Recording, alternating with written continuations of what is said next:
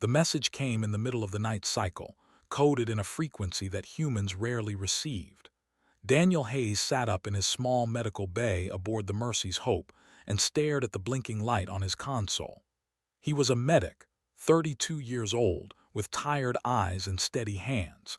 He had joined the medical frigate because he believed in helping people, not because he wanted adventure or glory. Captain appeared at his door moments later. She was a tall woman with short gray hair and a face that showed decades of difficult decisions. She told Daniel that the message came from space. The Dragon clan wanted human medical assistance, but they refused to explain why. They demanded secrecy. They demanded speed. They demanded that only one human come to the coordinates they provided. Daniel knew the stories about the. Everyone in the galaxy knew them. They were ancient beings, scaled and powerful, with wings that could carry them through the thin atmospheres of their mountain worlds. They called themselves the Dragon Clan because early human explorers had said they looked like the dragons from old Earth legends. They had accepted the name with pride. They were warriors. They valued strength and purity of blood above all things. They had nearly gone to war with humanity twice, before the current peace treaty. Captain told Daniel he did not have to go. This could be a trap. This could be a test of human loyalty. But Daniel looked at the medical data attached to the message. Someone was dying. The readings showed a young patient with a genetic condition that was tearing her body apart from the inside. Daniel had never seen anything like it, but he knew he could help. He told the captain he would go. The shuttle ride took 6 hours. Daniel landed on a small moon orbiting the of Prime. The moon had no name that humans knew. It was cold and dark, with thin air that made his lungs burn even through his breathing mask. A single warrior met him at the landing site. The warrior was old, with faded scales and scars across his face. He said nothing as he led Daniel through underground tunnels carved into the rock. They walked for nearly an hour before reaching a small chamber lit by dim orange lights. And there, lying on a simple bed made of woven fibers, Daniel saw the patient. She was a child, maybe 8 years old by human standards, though Daniel knew age differently. But she was not fully. Her scales were softer than they should be, mixed with patches of smooth skin that shimmered with a faint blue glow. Her eyes were but her face was narrower, more delicate. Daniel understood immediately. This child was a hybrid. The old warrior finally spoke. His name was, and he was the elder of the Dragon clan. He explained that the child's name was. Her father had been a great warrior who fell in love with a woman during a diplomatic mission. There were another species, one that they considered inferior. Such unions were forbidden.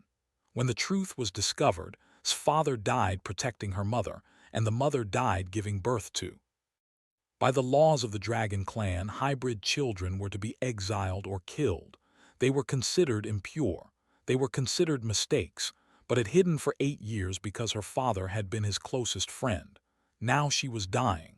Her blood and her blood were attacking each other inside her body. Medicine could not save her. Medicine could not save her. Had heard that humans had different ways of healing. He was desperate. Daniel knelt beside the child. She was awake, looking at him with eyes full of pain and fear and something else. Hope. She had probably never seen a human before. He was strange to her, with his soft skin and his flat face and his odd clothing. But she did not pull away when he touched her forehead to check her temperature. He spent hours examining her. He used every tool in his medical kit. He took samples of her blood and analyzed them with his portable scanner. The genetic conflict was severe. Her immune system was destroying her own organs. She had maybe a week to live without intervention. But Daniel saw a possibility. Human gene therapy had advanced greatly in recent centuries. He could stabilize her condition. He could teach her body to accept both bloodlines instead of rejecting them. It would take time and multiple treatments, but he could save her. He told this. The old closed his eyes and exhaled slowly. Then he said something that made Daniel's blood run cold. Explained that he had only brought Daniel here to ease the child's passing. He could not take her back to Prime. The traditionalists in the Dragon clan were already suspicious. If they discovered existed, they would demand her death. Plan to leave her here on this moon to die in peace, away from shame and violence. Daniel could not believe what he was hearing. He looked at who was watching them both with those golden eyes. She understood. She knew she was being abandoned. She knew she was meant to die alone in this cold chamber under a nameless moon. Something broke inside Daniel Hayes. He had joined the medical corps to save lives. He had sworn oaths. He had held dying soldiers and sick children and frightened patients of a dozen species, but he had never faced anything like this. A child, condemned to death because of who her parents were. A child, hidden like a shameful secret for 8 years. A child looking at him as if he was her last chance. He told that he would treat her, said that was not possible. Daniel said he would take her with him. His eyes widened. The old warned him that this would be an act of war. Taking a citizen without permission would break the peace treaty. Humans and would become enemies again. Daniel did not care. He picked up in his arms. She was so light, so fragile. She wrapped her small arms around his neck and pressed her face against his shoulder. He could feel her hearts beating, 2 of them, one from each bloodline, both struggling to keep her alive. Did not stop him. The old warrior simply watched as Daniel carried the child back through the tunnels to his shuttle. Maybe had hoped for this. Maybe he could not save himself but wanted someone else to try. Maybe he was just too tired to fight anymore. Daniel placed in the passenger seat and strapped her in carefully. She looked up at him and spoke for the first time. Her voice was small and rough from disuse. She asked him why he was helping her. She asked him what he wanted in return. Daniel started the shuttle engines and lifted off from the nameless moon. He looked at the child who would change his life forever, and he gave her the only answer that mattered. He told her that she deserved to live. That was enough. That was everything. The shuttle broke through the atmosphere and headed for Mercy's Hope. Behind them, Prime glowed red in the darkness. Ahead of them, an uncertain future waited. And in the small space between, a human and a hybrid child began a journey that no one in the galaxy expected. Captain was waiting in the shuttle bay when Daniel landed. Her face showed no surprise when she saw the child in his arms. She had lived long enough to recognize the look of a man who had made an impossible choice. She asked Daniel what he had done. He told her everything. The captain was silent for a long time. Then she called for the medical team to prepare a treatment room. She told Daniel that she hoped he understood what this would cost. He said he understood.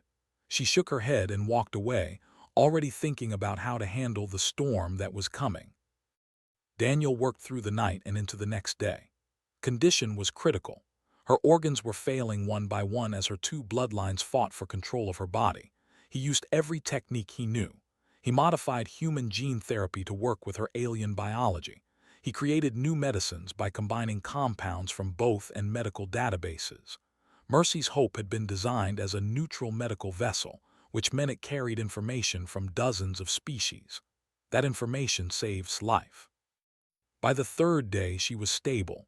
Her body had stopped attacking itself. Her 2 hearts beat in rhythm for the first time since her birth.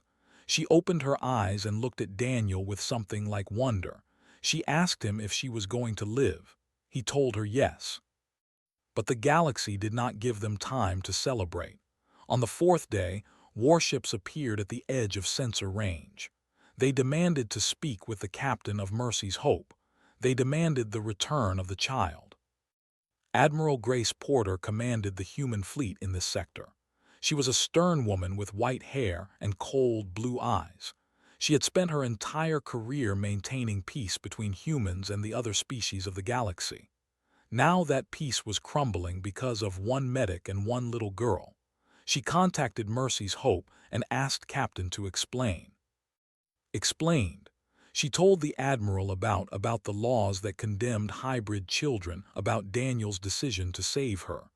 Admiral Porter listened without interrupting. When the captain finished, the Admiral asked 1 question. She asked if the child was healthy now. Captain said yes, The child would live.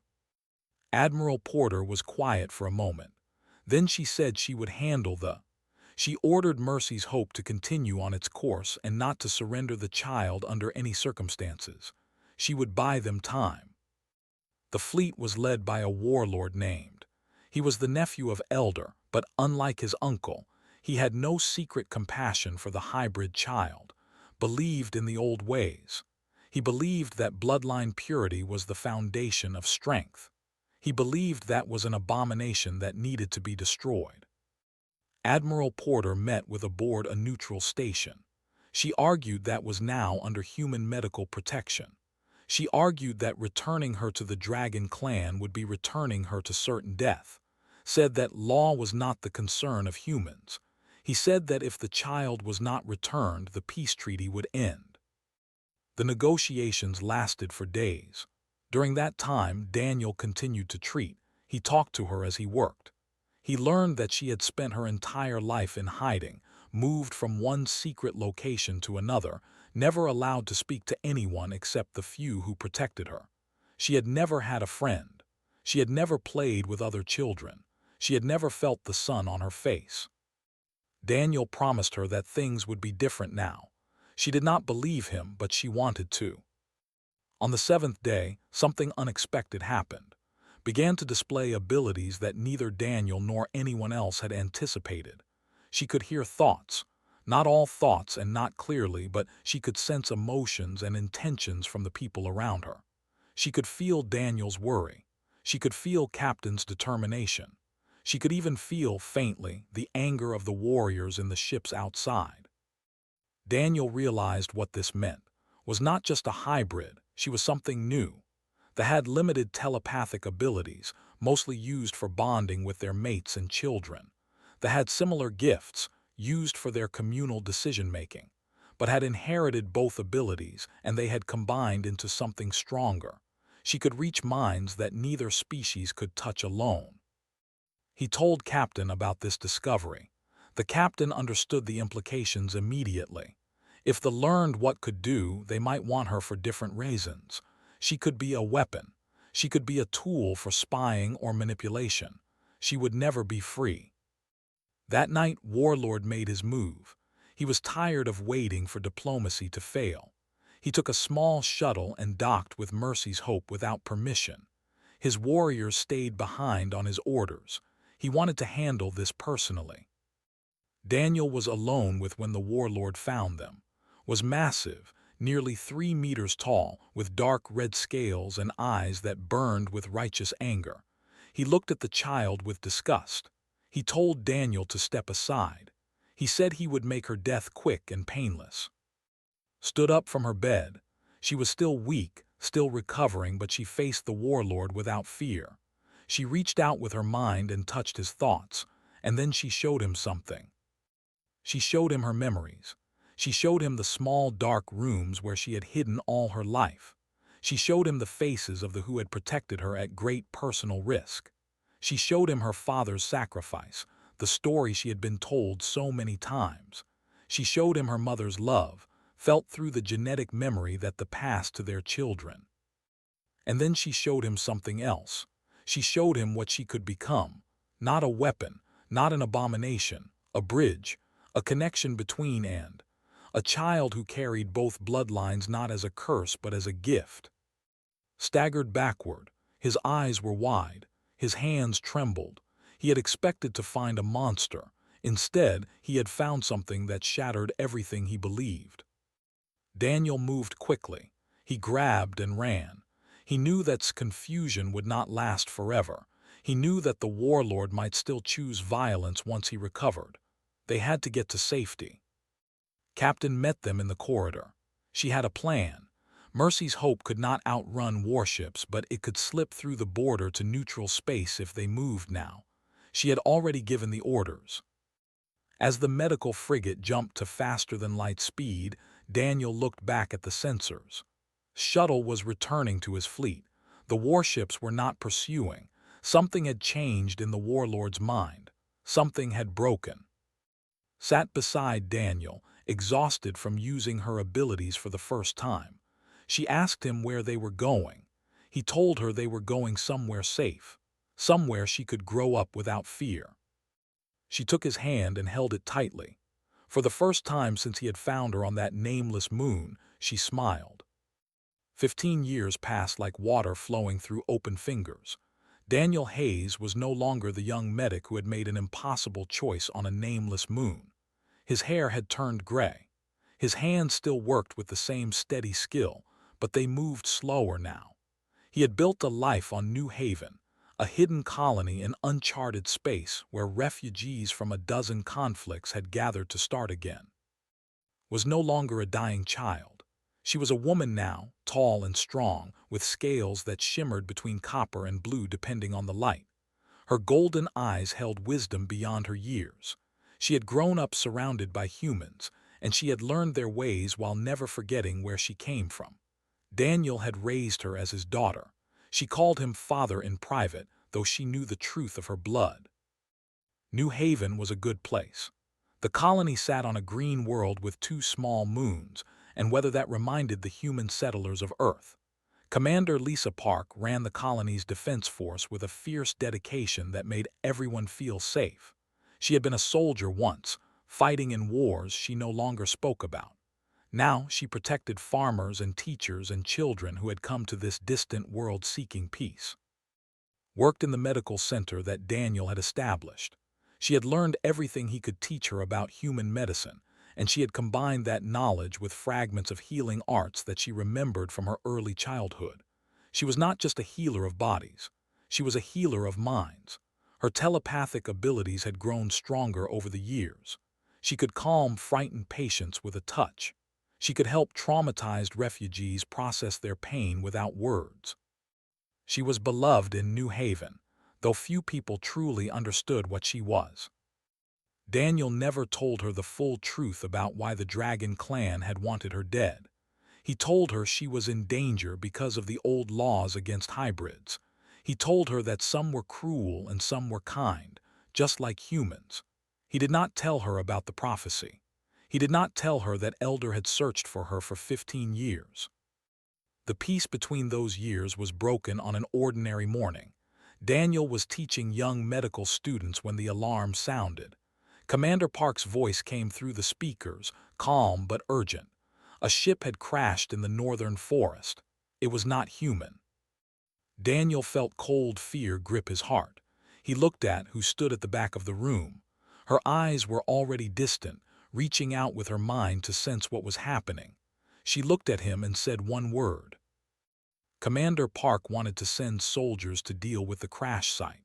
She wanted to capture or kill whoever had invaded their hidden world, but refused to let that happen. She told the commander that she would go. She told her that violence would only bring more violence. Daniel tried to stop her. He was old now, and he was afraid. He had spent 15 years protecting from the Dragon clan. He could not bear to lose her now, but took his weathered hands in hers and told him something that broke his heart and made him proud at the same time. She told him that he had taught her to help people in need. He had taught her that every life had value. If there were injured in that crashed ship, she could not ignore them just because of fear. She had to be the person he had raised her to be. Daniel went with her. His old body protested, but he would not let her face this alone. They took a small medical transport and flew north over the forests until they found the crash site. The scout ship had torn a long scar through the trees before coming to rest against a rocky hillside. Smoke rose from its damaged engines. There were 3 survivors. 2 were unconscious, badly wounded. The third was awake, trapped under a fallen support beam. He was young, with bright green scales and frightened eyes. He reached for his weapon when he saw approaching, but he was too weak to lift it. Knelt beside him and spoke softly. She told him she was a healer. She told him she meant no harm. The young warrior stared at her with confusion. He could see her scales. He could see her features. But he could also see that she was different. He asked her what she was. She told him the truth. She was a hybrid, half-half, the daughter of 2 worlds who belonged to neither. The young warrior's name was. He did not attack her. He did not curse her as an abomination. Instead, he looked at her with something like wonder. He had heard stories of the lost hybrid. Every had heard them. She was a legend, a ghost, a child who had vanished 15 years ago and sparked a political crisis that nearly destroyed the peace between humans and the Dragon clan. And Daniel worked together to free and treat his companions. The injuries were severe but not fatal. As they talked, he told them about what had happened in the galaxy during their 15 years of hiding. The Dragon clan was at war, not with humans but with the old tensions between the two species had finally erupted into open conflict. For 10 years they had been killing each other across 100 worlds. Millions had died. Entire planets had been reduced to ash. Both species were exhausted, bleeding, dying. Had been part of a scouting mission looking for new resources. His ship had been damaged in an ambush. He had fled through uncharted space and crashed on this hidden world by accident. He had not expected to find humans here. He certainly had not expected to find her. He told about Elder. The old warrior had spent years searching for her, not to kill her but to bring her home. There was an ancient prophecy among the older than their laws against hybrids. The prophecy spoke of one who carried two bloodlines becoming a bridge between enemies. Believed that was that bridge. He believed she could end the war. Listened in silence. Daniel watched her face and saw the weight of this knowledge settle onto her shoulders. She had built a quiet life on New Haven. She had found peace and purpose and family. Now the galaxy was calling her back to the fire. That night sat with Daniel on the hill overlooking the colony. The two moons hung low in the sky, casting silver light across the fields. She asked him why he had never told her about the prophecy. He admitted that he had been afraid. He had been afraid that she would feel obligated to sacrifice herself for a galaxy that had tried to kill her. Took his hand. She told him that she understood. She told him that his protection had given her the chance to grow up and become strong. But she could not hide forever. If there was even a chance that she could stop the war, she had to try. Too many people were dying. Daniel's eyes filled with tears. He had known this moment would come. He had always known, but knowing did not make it easier. He told her that if she was going back to space, he was going with her. She smiled through her own tears and said she would not have it any other way. In the morning, they began to prepare for a journey that had been 15 years in the making. The journey to Prime took 3 weeks. Had sent a message ahead using his damaged ship's communication system. He had told Elder that the lost hybrid was returning. He had told him that she was coming to fulfill the prophecy. Daniel stood beside as their transport dropped through the clouds over what he saw made his heart ache. The great cities of Prime, which he had only seen in old recordings, were ruins now. Towers that had stood for thousands of years lay broken across the landscape.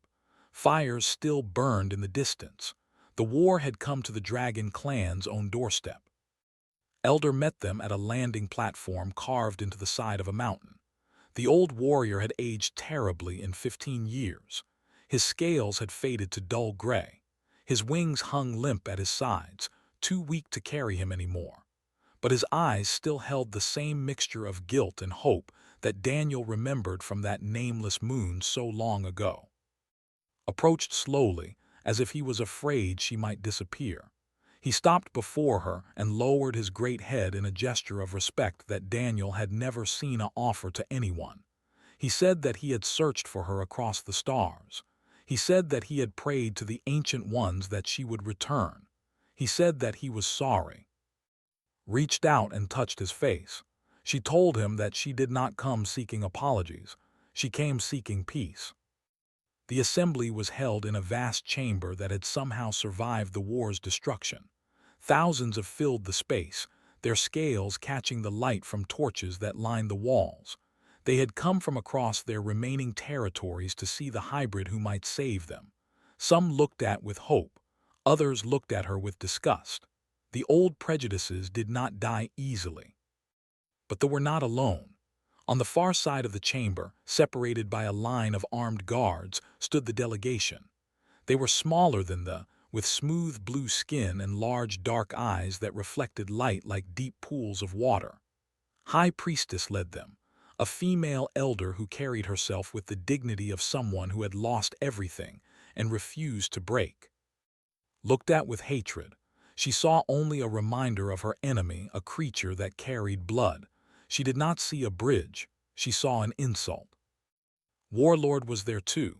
Daniel recognized him immediately, though the years had changed him greatly. The proud warrior who had boarded Mercy's hope to kill a child was now a broken figure. His right arm was missing, lost in some battle. His scales were covered in scars. His eyes were empty.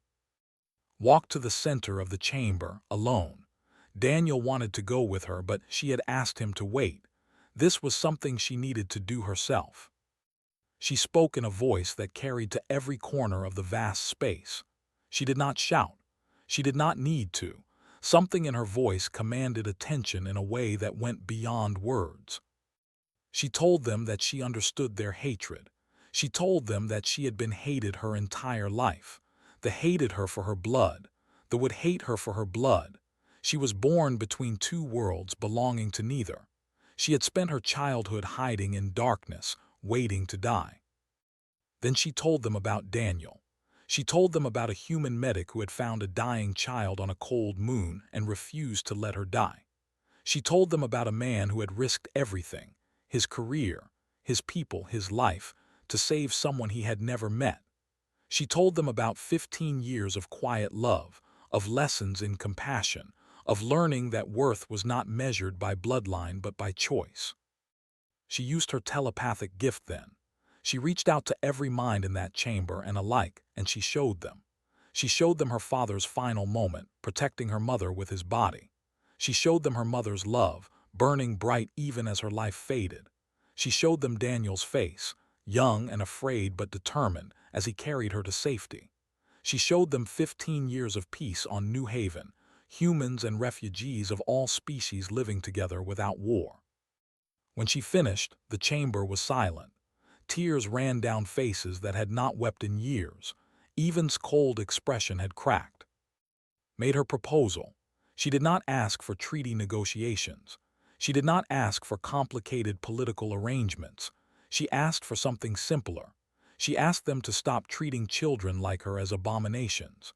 She asked them to let hybrids live openly, as bridges between their peoples rather than shameful secrets. She asked them to remember that love did not respect the boundaries of species or bloodline. Was the first to respond. He stepped forward past the guards into the open space where stood. Daniel tensed, remembering the violence in the warlord's eyes so many years ago, but did not attack. He knelt before, his one remaining arm pressed against his chest in the gesture of submission. He said that he had seen her truth 15 years ago, and he had spent every day since trying to forget it. He said that the war had taken his arm, his soldiers, his pride, but it had not taken the memory of a child who showed him what she could become. He said that he was ready to believe. The traditionalists moved then. They had been waiting for this moment.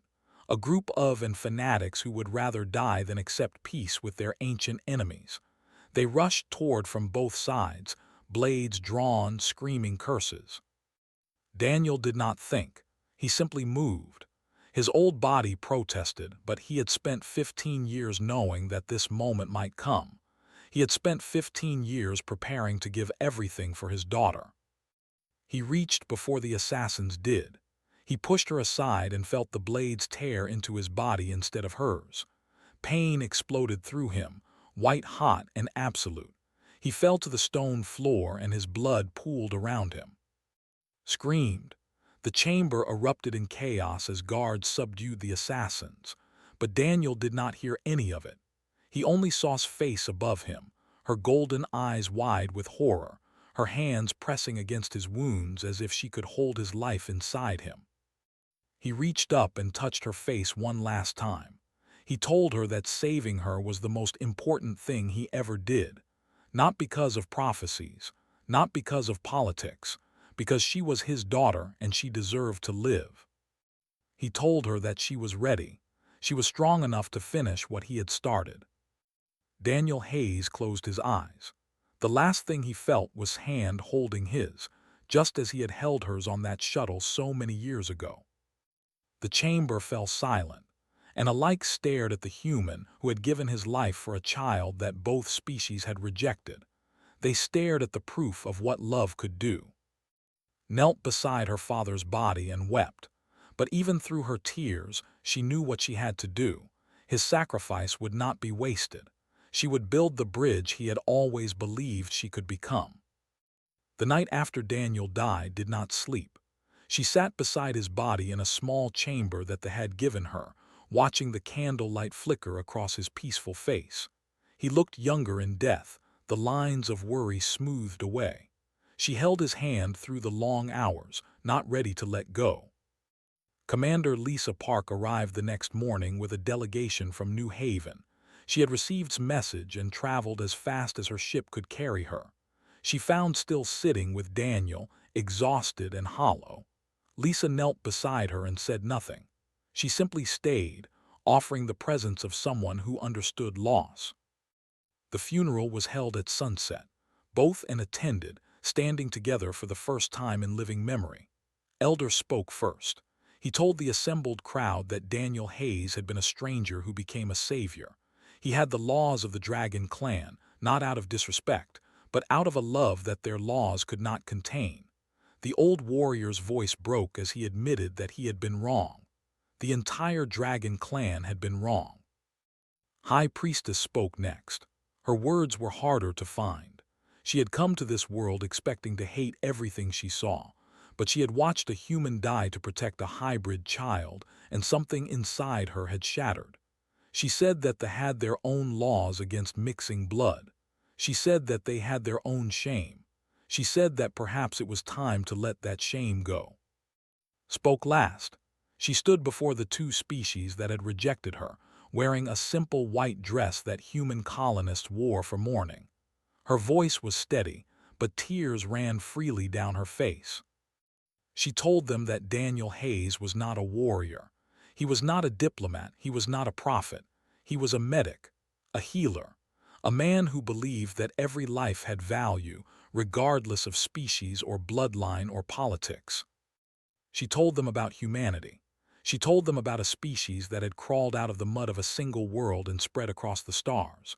A species that fought and made mistakes and caused terrible harm, but also a species that adopted strangers, that healed enemies, that built families out of choice rather than blood.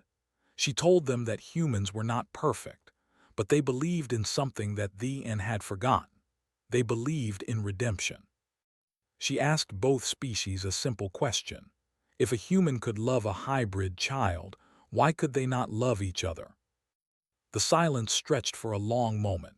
Then Warlord rose from his seat.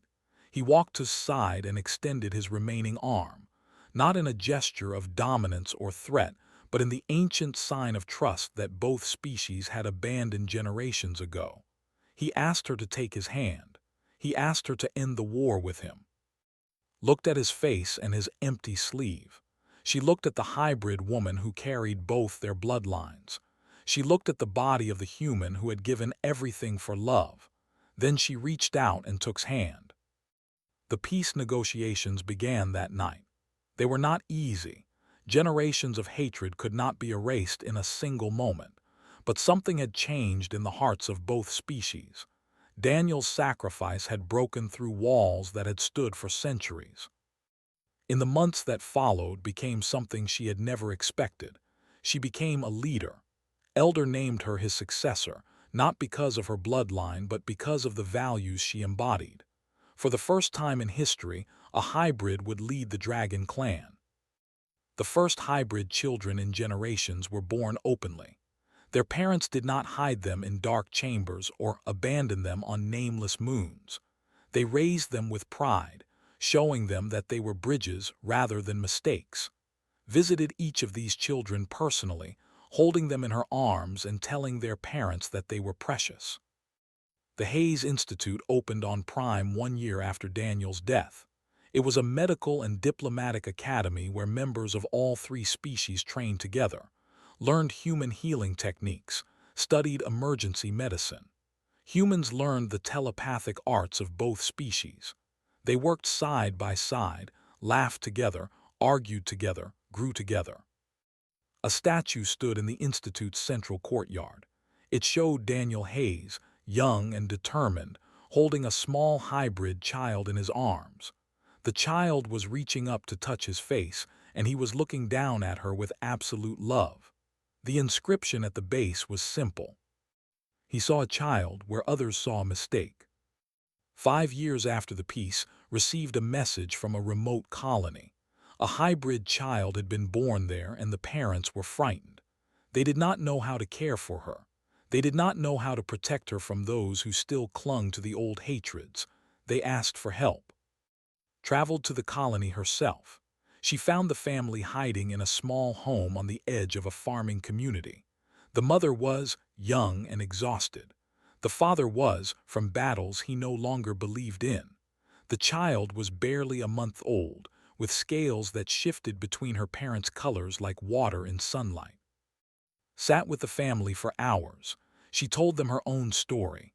She told them about a cold moon and a dying child and a human medic who refused to let her die.